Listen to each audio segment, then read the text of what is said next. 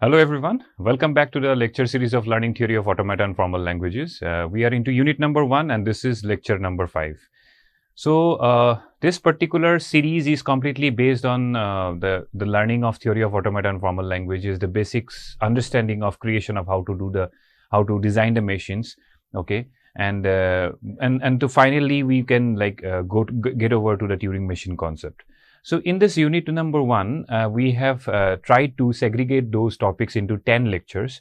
So, this is lecture number 5 and we have completed till now the construction of DFA till. Okay, and we have seen almost 10 to 11 examples and different criterias, and now we will be starting off with NFA, and also we will try to look into equivalence of DFA and NFA. See, till now, if you have understood the videos, if you have not seen the videos, I request students that you please revert back to the previous slides, previous lectures, and please look into those videos, because if you understand the construction of DFA part, then it will be very easy to construct NFA. Nothing is there because the restriction is completely based on DFA, not with NFA. So NFA doesn't have any restrictions. So if you know how to design a DFA, then NFA will be like fraction of seconds. Okay, so let's start off with this session. That's why I have taken only NFA in this particular lecture, a little bit of 2-3 examples. Rest you can compare with the examples that we have decided or discussed with DFA construction.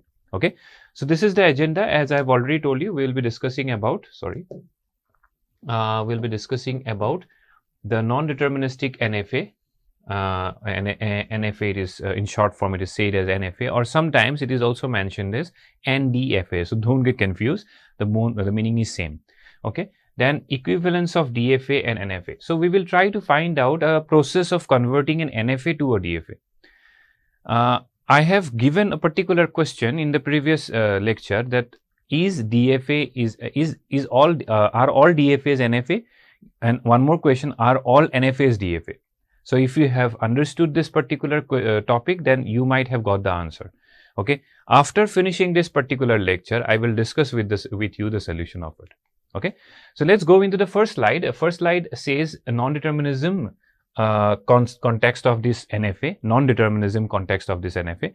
But before that, here we should understand the concept of a few things that we should understand on this particular topic. Is the transition from a state can be to multiple next states for each input symbol, can be to multiple next states for each symbol. So I will try to explain to you with the help of an example.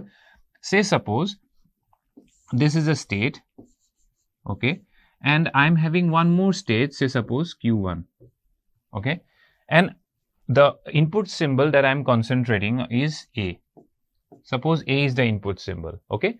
Then if suppose Q0 is the initial state, or it may be a normal state, doesn't matter.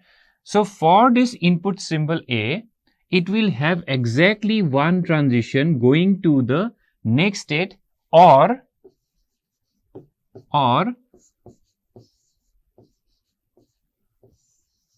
to itself. So this is the property what DFA says, one-to-one communication.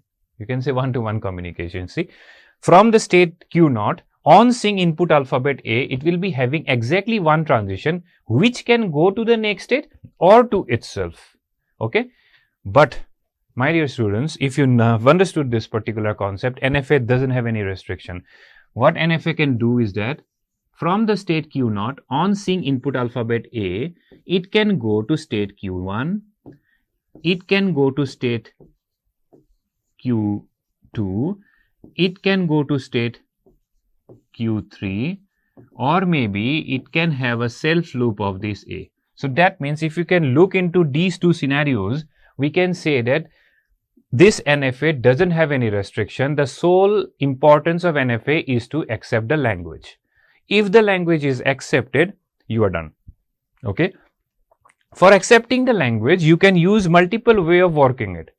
Maybe you are having a diagram which is different to your friend. So doesn't get confused or doesn't get tensed, because the diagrams can be different. The design structures can be different, but the concept should be same. So if you have understood the DFA concept, if you have understood the NFA concept, then you can utilize your own states for processing those inputs.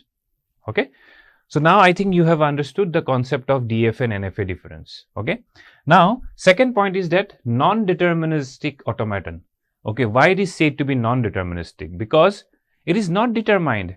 It is not having a particular determined approach of processing a string from one state to another state or to itself exactly once. It doesn't have any prerequisites. It is having only one thing, that it should accept the language. That's it. Either it can go to the next state, it may not go to the next state if it doesn't require with the language. See here, suppose A is not required in that particular string, then it will not process. So, doesn't have any issue. But in DFA, you are bound to process that. Although it is not required in the string or in the language, you need to process that particular string. For that particular purpose, you use a dead state or a trap state. But in non-deterministic automaton, it doesn't require any kind of dead or trap state. Okay. Next comes last one, NDFA permits empty string transitions. NDFA permits empty string transitions. Suppose I say that I need to accept this particular string. So, what I will do, I will take Q naught. I will take one more state as a final state, say suppose QD. Okay. And in between that, I will take one more state, say suppose Q1.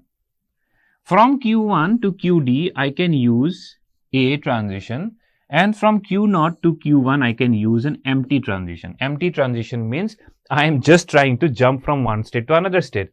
It doesn't require any kind of strings to be processed.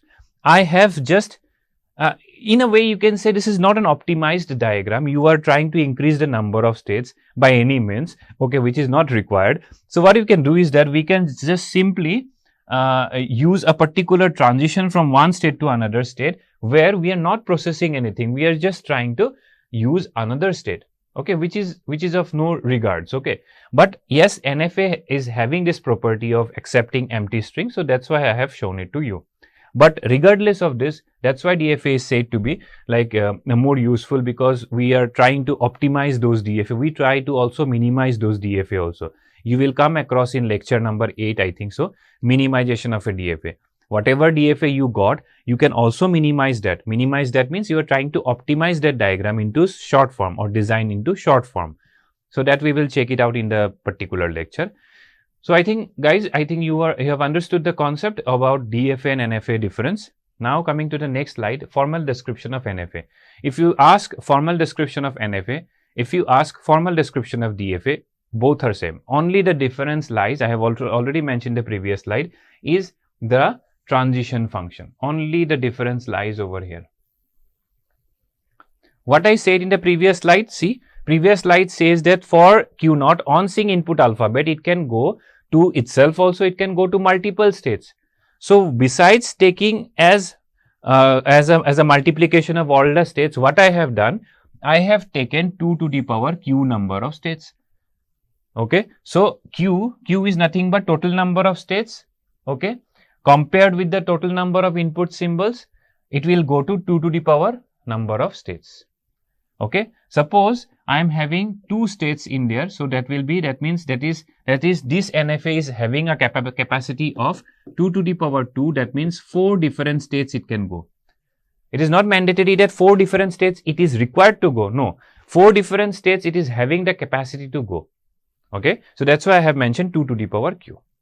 So, the small difference between DFA and NFA transition function is that in DFA it is q compared with all the input alphabets, it should go to the next state or to itself. Clear? And in the NFA, q, if we compare with all the input alphabets, it will go to 2 to the power q number of states. So, this is the transition function for DFA, and this is the transition function for NFA. So, this is a very, very important question from your exam point of view. Okay, from your competitive exams point of view, because at the last, once you reach Turing machine, you need to understand all the machine's transition functions, because the transition is the only option through which you can get the processing of all the strings. Okay, so this is all about the formal description of NFA. Let's come to the next point, that is graphical representation of NFA. So, I will try to skip this particular scene. Why? Because if you have gone through the previous lecture, then you could have understood the graphical representation of DFA as it is. Same to same graphical representations are used in NFA also. Okay. So, I will try to skip this particular page. If you are willing to write it down, you can note it down. Okay. So, then let's go with the next slide. Next slide, we will start off with the construction of NFA. Let's check it out. What is the question given to you all? The question says that construct a this is a DFA is mentioned, it is NFA. Okay. Construct a NFA over this one where the length is equals to 2. See, this question I have already done with you all. Okay, already we have done in the previous video, but I have tried to take the same examples in order to teach you both DFA and NFA. So, if I go a little bit fast, I know that the language is this one, length equals to 2. How? Total number of alphabets in the particular string is 2. Count we need to find out, then only we can find out the length of it. Okay, or length can be find out through alphabet to the power. Okay, this is also one way of finding the length. Now, skip this part because this is already been discussed in the previous video. Those students who have not understood or not gone through this particular scene, I would again request you go through the previous videos and you will get the idea. Okay, now if we need to construct a NFA, what we need to do, only my motive is to accept the language, that's it. I need to accept the language. So, what I will take an initial state, say suppose A. From A, I will try to find out the first input string, so A. And I can get the final state. Okay, so this is done. So, A is been accepted. If I need to find out AB, so this is accepted, AB. So, A, B is not there, so B transition. Comma means one more transition. Okay, if you simply write A space B, it will the examiner will deduct it, because if you have to differentiate more number of transitions, these are said to be transitions. Okay, more number of transitions, then you need to represent in a separated, comma separated way. Okay, this particular signifies that from B state B to state C, there is one transition for A and one transition for B. Clear? So, AB is also been satisfied. Then next BA. See, initially B is not present, so I can give a B transition also. So, B already A is present, so BA. So, this is also been accepted. Next comes BB. Yes, B is coming out, then B is entering into the final state. So, BB is also been accepted. Language is accepted. Stop here. NFA is done.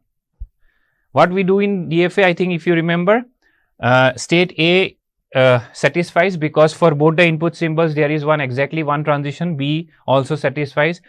C doesn't satisfy, for which we need what? A date state, because till here the language has been satisfied. We use a date state in the case of DFA. Okay, but in the case of NFA, as the language is satisfied, we will stop here. Okay, so this is all about the construction of NFA. So let's erase all the things. Let's check it out. I have already defined the graphical representation of it. Okay, now B, then B. Bus, that's it. So this is the diagram. Okay, let's go into the example number 2. Design a finite automata. Now here I have defined design a finite automata. You can design a DFA, you can design an NFA. There is no such constraints given on this. So if I ask design a finite automata, now we are concentrating on the design of NFA. So we will try to stick on to NFA only. Okay, that accepts strings containing 0, 1, 0 as a substring. That means let us find out the language first. So the language will be what? Initial one will be what? As a substring 0, 1, 0 should be present.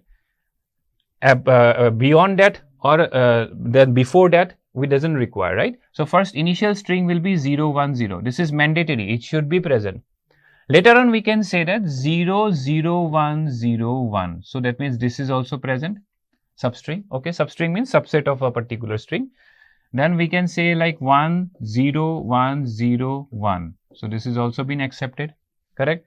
We can also say that 0, 0, 0, 0, 1, 0, 1, 1, 1, 1. So this is also been accepted. Like this, you can have infinite number of strings present in this particular question.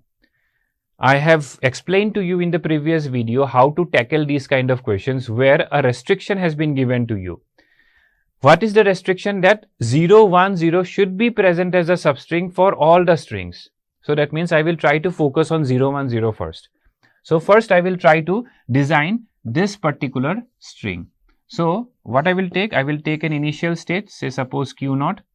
I will take one more state, say suppose Q1, one more state Q2, okay, and one more state, say suppose Q3, okay, and this is 0, 1, 0. So these three things cannot be separated.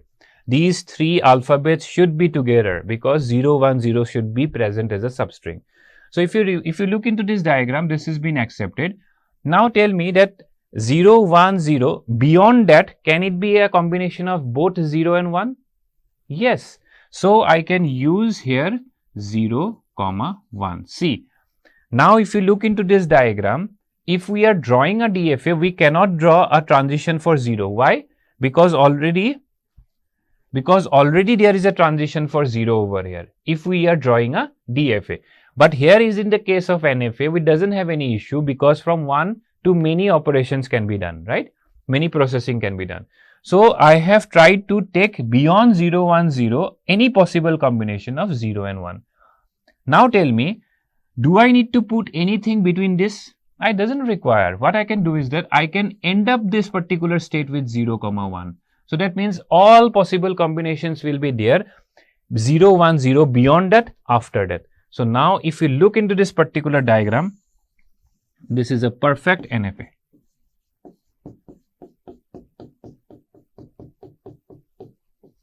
Okay, perfect NFA. Got it? So this is all about how to design. First you need to check where is the restriction part. This is the restriction part, design it. After that you need to check what is the possibilities of the language based on your logic. Because this is a subject of theory of automata and formal languages. Actually it's a logical subject. Okay, you need to put your logic over here. So I hope this particular question is clear to you all. Let's move to the next question. Next question says that again the design of finite automata accepts those strings which starts with 1 and ends with 0. Now if you look into this particular scenario, this is the part which is the restriction wala part, right? Starts with 1 and ends with 0. So that means if we take the language, initial will be what? Initial string will be this one, starts with 1, ends with 0. The same question we have done in the previous video also, but I'm just continuing with the NFA design. Later on we can say that if we take starts with 1, in between 1 and 0, it can be any possible combination of 1 and 0, right? I can take 1, 1, 0, 1, 0, 0, 1, then last it should end with 0. So that means starts with 1, ends with 0. If we write like this, 0, 1, 1, 0, 1. So this is starting with 0, ending with 1. So this string will not be accepted. Got it? So like this, you need to find out at least when it is an infinite language, again I am telling you, you need to find out at least 10 to 11 strings into the language and then design it. Then it will be easy for you to just match the question, match the design part. Okay? Now it will keep on going. So I will try to first design the restriction part. So how to design it? 1, 0. So initial state will be Q0, 1. And I have taken Q2 and Q2 I am making as a final state. Starts with 1, ends with 0. Bas, that's it. As simple as that. Now what I need to do, I just need to find out more possible number of strings. Starts with 1. Now students, can you let me know if suppose I am telling that starts with 1, so it can be 1 infinite times, then followed by 0 infinite times, it may happen, right? So what I can do, I can take 1 as an infinite loop. I can take 0 as an infinite loop here. It will not affect your scenario. Always it will end with 0. Always it will start with 1. Correct? Clear? If it is a DFA, you cannot draw this particular loop. Okay? Keep in mind.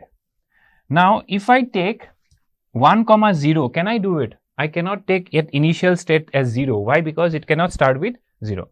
But in between this, can I take a self loop of both 1 and 0? Yes, I can take it. It will not hamper anything because 1 starting with 1, ending with 0, in between that any possible combination of 1 and 0. So this is the perfect diagram of required NFA. Got it? First you try to put the restriction, draw the restriction part, then you analyze and try to increase the possible number of strings. If you are drawing an NFA, you are not bound with any kind of restriction. So whatever concept comes in your brain, you can put it down here. Later on, I will tell you one more methodology of like solving it if you are not able to solve directly with the DFA construction. Okay. So this is all done. Now let's go with the next slide. Okay, I have already designed a particular diagram over here, so you can draw it. Now this is last one, equivalence of NFA and DFA. If we look into this particular topic, this is nothing but how to convert a given NFA to a DFA. For that, I have given few points. Like first point is that is there a language that is recognized by a DFA but not by an NFA? See, if a language if I've given a language, that language and for that particular language, if you're trying to design a DFA, yes, you can try to design an NFA also. So the question answer will be no. Why? Because any language which is recognized by DFA can also be recognized by an NFA. The same question comes in the second one. Is there any language that is recognized by an NFA but not recognized by DFA? No. If a language is accepted by DFA or recognized by DFA, NFA will also recognize that, because NFA and DFA are both the same branches of the same language, which is known as regular language, which you will learn in unit number 2. Okay. But as of now, both DFA and NFA falls in or recognizes the same language, which is known as your regular language. So the answer will come as no for these two questions. Next, a language L is recognized by a DFA if and only if there is an NFA, which is the same question. If a language is accepted by a DFA, NFA will also be there. So therefore, this is the small sort of summary that about the equivalence of DFA and NFA. I think you have understood that if there is a particular language which is been accepted by NFA, DFA will also be accepted. That means there is a equivalence relationship between DFA and NFA. So some or the other you can convert an NFA to DFA, but my dear students, you cannot convert a DFA to NFA. You can convert to DFA to NFA because NFA doesn't have any kind of restrictions, right? But DFA has restrictions. So the not restriction part, you can convert it to restriction part, but vice versa, you cannot do it. So what we will do is then next slide, we will try to convert a given NFA to a DFA. So what's the question given to you all is that construct an equivalent DFA for the following transition table. See, sometimes they will give you an NFA. From that NFA, you need to design a transition table for that NFA. From the transition table, you need to design the transition table for DFA, and finally diagram for DFA. I will mention you the steps right now. The steps says that first you will be given the NFA transition diagram.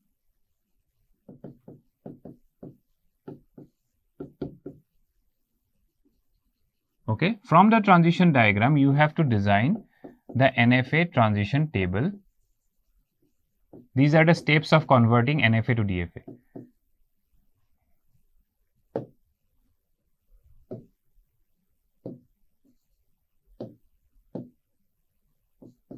Transition table. From the transition table, you need to design DFA transition table.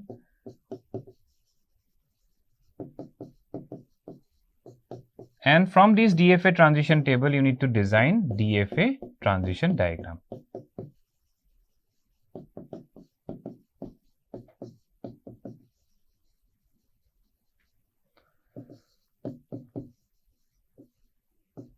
Okay, so these are the steps of converting an NFA to DFA. First, NFA transition diagram may be given to you, or transition and table will be given to you. As you can see in this question, transition table is given to you. From the transition table, you need to design the DFA transition table, and from the DFA transition table, you need to design the DFA transition diagram. Now, how to design? Only the main difference or main problematic part which you need to understand here is that NFA transition table to DFA transition table. If you understood this, then you can easily get the final DFA diagram. Okay, so let's check it out. This particular question, how to work with it. So this is the given table. Okay, what I will do is that I will try to take the same process. Okay, input alphabet and states. Input alphabets are 0 and 1. Okay, and states we are having like this. Okay, we will decide later on how many states will be there. It is possible that the number of states might increase also. Okay, now first of all, what I will try to do, this is NFA transition table, okay, TT, and this is your DFA transition table. Okay, later on I will write it down. This is DFA transition table. So what is the first step? What you need to follow is that exactly the same row that you are having in the first row, you have to put it exactly here. So that means A, B. Exactly same you need to put it over here. Clear? After that, you need to find out, see, this is the state that you are looking for. This is the state that you are looking for. And when you are checking this state, you are getting a new state that is B. Okay? Whatever new state you are getting, bring it to the next row. So now B will come over here. How to check now B? Since it is a single state, I can directly go to the particular NFA transition table and check B on sync 0 where it is going. It is going to B comma C. And B on sync 1 where it is going. It is going to B. Clear? Now, after that, as you were in the second row, now first row is done, now second row, come to second row. In the second row, check which particular state you are looking into. You are looking into state B, correct? And on sync B, is there any new state coming over here? Yes, BC is coming over here. Now, BC is together taken to be a single state. Therefore, BC will be brought over here to the next row. Clear? Now we need to check for BC. How to check for BCC? I have to take BC together. I have to take BC together and check BC together on sync 0 where it is going. BC comma C. So that means BC only. So I can write it down here as B comma C. Clear? Then BC on sync 1 where it is going? It is going to B comma BC. That means BC only. Okay. So I can write it down BC. Now, if you look into this particular diagram, in particular row, is there any new state coming over when we are checking BC? We are not getting any new state. So, you have to halt here. So, you need to halt here and this is your final transition table for DFA. So, you need to keep on checking until you get a new state. And for that state, you need to bring down into the next row, and then for that particular state, you need to calculate or you need to check from the previous NFA transition table. Got it? Therefore, the final transition table that you have got, this is the final transition table for DFA. Okay, from this transition table, you can draw the diagram. How? Let me show it to you. The diagram will be like this. Three states will be there. Now, one more thing I need to remember, you need to memorize this. Initial is given by single arrow, it's given. Final state is given by star. Now, how to find out the final state? Here, C is merged with B. Okay, then whatever final state is there, which is merged with another state, that will also become the final state. Therefore, this is also a final state. Clear? Now, next comes the transition diagram A. So, 3 states I got it, B, and I got what?